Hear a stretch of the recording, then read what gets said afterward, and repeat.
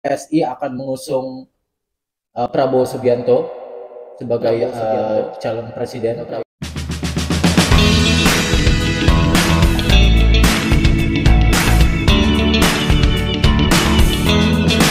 Halo Bacoters, kembali lagi di Bacotin. Kita akan ngebacot apa aja yang lagi pengen kita bacotin. Kali ini kita akan ngebacot tentang PSI yang mendatangi kediaman Prabowo. Tanda-tanda apakah ini? Ya, menurut Anda, tanda-tanda apa ini? PSI datang ke kediamannya Prabowo dan disambut pakai marching band, dengan disambut juga oleh segala jajaran dari kedua belah partainya gitu, semua pejabat PNS. Kalau menurut saya, yang setahu saya ya, ini Tanda-tanda apa nih? kan saya belum mau ke sana. Saya bermula, ini kan mereka mengakui bahwasanya adanya kunjungan ini bermula dari keduanya pertemuan informal di ulang tahun Pak Luhut awalnya. Keduanya. Ya, keduanya Pak Prabowo dan Kaisang ini menghadiri acara ulang tahun Pak Luhut. Pak Ya, Luhut juga semoga cepat sembuh ya. ya. Kemudian ya begitu awal mulanya. Dan sebelum mendatangi Pak Prabowo ini kan Kaisang mendatangi juga Bu, Mbak Puan Maharani seperti itu. Dan sebelum itu juga kan Prabowo dan Gerindranya datang ke kantor PSI, disambut juga dengan baik oleh PSI gitu. Mm-mm. PSI Kaisang datangi Mbak Puan. Prabowo ini udah 2 kali loh datangin PSI gitu ya, atau mereka bertemu secara formal ya, maksudnya secara formal gitu ya, kedua kali. Sementara kok Ganjar belum, Mm-mm. padahal di awal-awal yang kita tahu yang mereka usung kan Ganjar Belum ya. kali, belum ada ininya. Jadwalnya belum ketemu kali. Belum ketemu ya, Iya. bisa jadi, Mm-mm. bisa jadi. Tetapi Kaisang sendiri sudah memberikan dukungan kepada Pak Prabowo. Kaisang sudah memberikan dukungan. Iya. Gimana dia bilang apa? Nah, ini saya baca artikelnya ya. Uh, ini dikutip kompas.com, ya kan. Kemudian sebab beberapa waktu lalu Prabowo mendatangi kantor DPP PSI di Jakarta Pusat. Sementara itu saat ditanya apakah Kaisang akan memberikan dukungan kepada Prabowo, Isyana hanya menjawab singkat, rencananya silaturahim ke kediaman Pak Prabowo. Dan bisa dilihat di artikel ini Kaisang menggunakan kaos tulisan Pak Prabowo. Prabowo dengan Nah, gambarnya gambarnya kurang jelas terlihat, kurang jelas terlihat, mau tetapi lihat. tulisannya tulisan Prabowo. Iya, mau lihat yang lebih jelas nih, manuver-manuver dari Kaisang ini, apakah ada quote unquote perintah dari Jokowi? What do you think? Saya nggak tahu ya perintah atau tidak, saya kurang tahu. Tetapi tentu melihat ini, Pak Prabowo pun sendiri mengatakan bahwasanya uh, ini adalah politik yang sejuk. Jadi belum mengutarakan itu pada saat di apa pidato ini seperti itu. Jadi kesannya memang kayaknya walaupun PSI bukan partai yang di parlemen, Prabowo ini sangat sangat apa ya, sangat menghormati ya. Bahkan pun sebelum Kaisang jadi ketua umum, Em, yang awalnya mereka mendukung Ganjar Pranowo, Mereka ini siapa? PSI Mm-mm. ya, sebelum, bahkan kan sebelum PDIP mencapreskan Ganjar, mereka Ya. udah duluan Mm-mm. gitu. Tapi itu biasalah ya di politik, ya itu biasa. Yang tadinya di kubu ini justru Iya, turun iya, gitu. politik memang dinamis, we all know that. Tapi eh, apa di sini ada rasa seperti sakit hati dari PSI karena seperti tidak dianggap oleh PDIP? We don't know, kita nggak Mm-mm. tahu Mm-mm. ya. Sehingga di berbagai kesempatan terlihat sekali kalau PSI mengarahnya tuh ke Prabowo, memang tidak apa namanya? Sekarang ini ketika lagi kita syuting ini tanggal 12 Oktober, kurang lebih seminggu lagi ya untuk daftar ya, Hmm. daftar ya. Dan juga dibilang ketika pertemuan ini Prabowo bilang nggak ngomong masalah cawapres gitu. Jadi kayaknya tidak ada pembicaraan tentang cawapres gitu. So, what do you think tentang manuver-manuver politiknya Kaisang ini? Saya rasa ini memang melihat ini memang arah yang baru ya dari setiap apa yang dilakukan awal mula jadi ketua PSI pun sudah banyak melakukan tindakan-tindakan ataupun keputusan-keputusan yang bikin orang shock gitu. So, Yang pertama itu kalau saya nggak salah ingat si Ade Armando, Armando.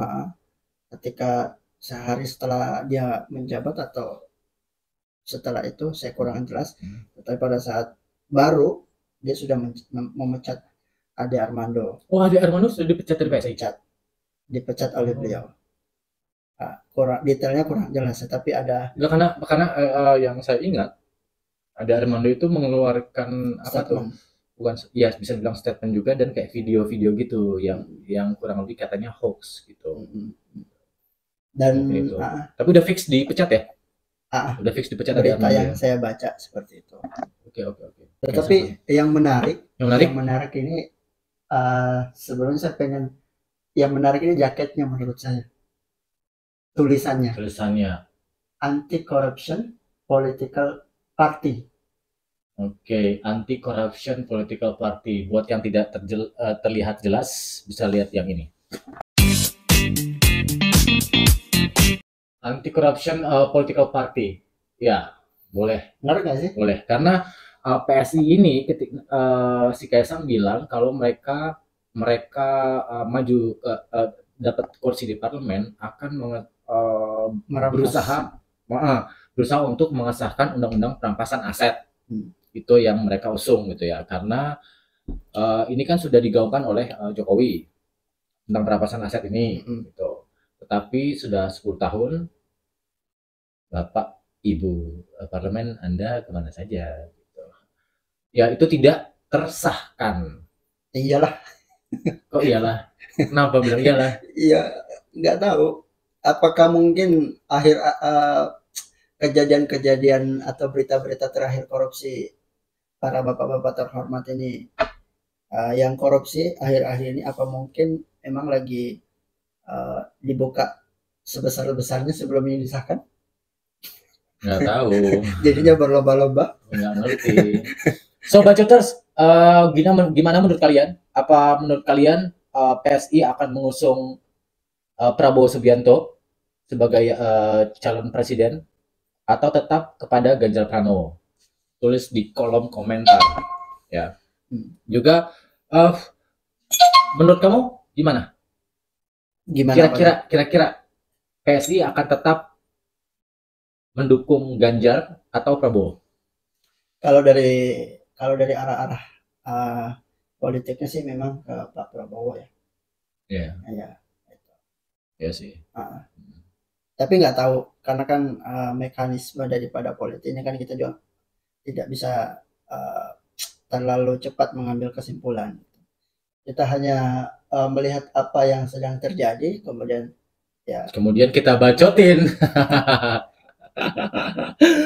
Bacoters, oke deh ya. Gimana pendapat kalian? Silahkan tulis aja di kolom komentar. Are you agree with us? Kayaknya menurut saya pribadi juga PSI sih kayaknya ya akan ke Prabowo gitu. Terlepas tadi yang sudah kita bicarakan. Jadi sebelum itu, bagaimana menurut Anda mengenai undang-undang perampasan aset ini jika disahkan? Karena menurut berita yang saya baca kemudian beredar di luar sana, banyak daripada pejabat-pejabat ini merasa keberatan dengan adanya digusungnya undang-undang ini. Diusulkannya undang-undang itu. Gini, karena I do not believe in a death sentence ya sebagai koruptor. Karena percuma juga kita sudah lihat di berbagai negara contoh koruptor dihukum mati tapi masih ada aja kasus korupsi. Saya setuju sekali kalau para koruptor ini dimiskinkan, koruptor dan keluarganya. Selain mereka tentu di penjara ya. Jadi rancangan undang-undang perampasan aset itu harus dengan segera. Udah 10 tahun, udah mau 10 tahun ya. Tapi bisa kan, misalkan itu harta saya. Maksudnya? Misalkan nih. No, ya misalkan if you have like uang, harta dari warisan nih. Enggak, gini maksud saya itu ketika mungkin ini ya contohnya tadi adanya hukuman mati, masih ada aja yang korupsi, ya kan? Contohnya misalkan ini undang-undang ini disahkan, ya kan? Kemudian ada terjadi korupsi, kemudian dimiskinkan, kan bisa aja nih, bisa aja kalau saya ya, misalkan saya punya harta, nah, kemudian saya berikan harta itu, tetapi bukan atas nama saya, saya mengatasnamakan orang, atau saya memberikan harta saya kepada menitipkan supaya tidak terlacak, itu bagaimana menurut kamu? Karena yang dimiskinkan ini dimiskinkan bukan hanya koruptornya aja, tapi seluruh keluarganya. Kalau bisa 7 turunan. Iya. Kalau saya menitipkan harta saya kepada orang lain yang tidak ada hubungan keluarga, bagaimana? Ya, kan PPATK kalau mereka bekerja dengan baik dan benar, tentu kan mereka kan pintar-pintar ya, gitu. Jadi siapa yang dekat dengan mereka, ada juga kasus-kasus tentang money laundry, yang ya kita tahu itu udah tersebar juga. Nah, itu kan juga bisa diusut. Jadi siapa yang ada kenalan dengan mereka tuh diusut semua. Gitu. Misalkan contoh, kamu supir, saya koruptor. Saya nitipin harta ke kamu, gitu kan. Itu kamu juga dicek yang berhubungan dengan saya. Itu semua kan bisa dicek. Kalau ada niat dan kemauan. Nah, terus kalau misalkan saya di luar negeri, saya misalkan nih, saya punya karyawan, saya punya usaha di luar negeri. Terus saya membuat sebuah perusahaan itu, kemudian mengikat karyawan saya misalkan 1-2 orang. Kemudian saya titipkan harta saya dengan di karyawan tersebut. Saya belikan rumah misalkan. Saya belikan rumah ya, tapi kamu tinggal di sini aja, kamu yang jaga gitu. Atas namanya dia. Terus? Apa yang mau jadi pertanyaannya? Yang jadi pertanyaannya ya seperti itu, apakah masih bisa terlacak atau tidak? Pasti bisa terlacak. Pasti bisa terlacak. Pertama, misalkan di luar negeri ya, kita punya perjanjian ekstradisi nggak dengan negara tersebut? Kan pinter-pinternya para koruptor ini kan adalah mereka menyimpan di negara-negara yang tidak punya perjanjian ekstradisi dengan kita. Betul. Nah, kalau seperti itu ya kita mau bilang apa? Makanya dimiskinkan, keluarganya dijegal, tidak boleh kemana-mana. Keluarganya ya. Saya setuju sekali, tapi kalau hukuman mati, no, saya nggak setuju dengan hukuman mati.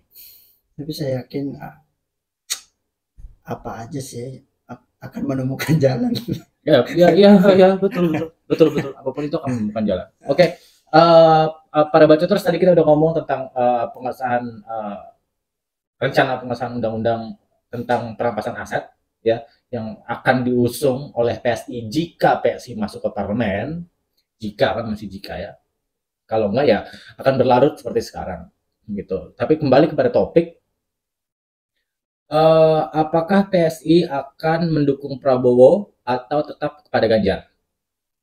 Silakan kalian jawab, para bacoters yang suka ngebacot ya di kolom komentar. Silakan. Thank you for watching. Terima kasih. Saya Renggi Pranoto. Saya Rizal. Oke, udah mantap Anda. Dan bye.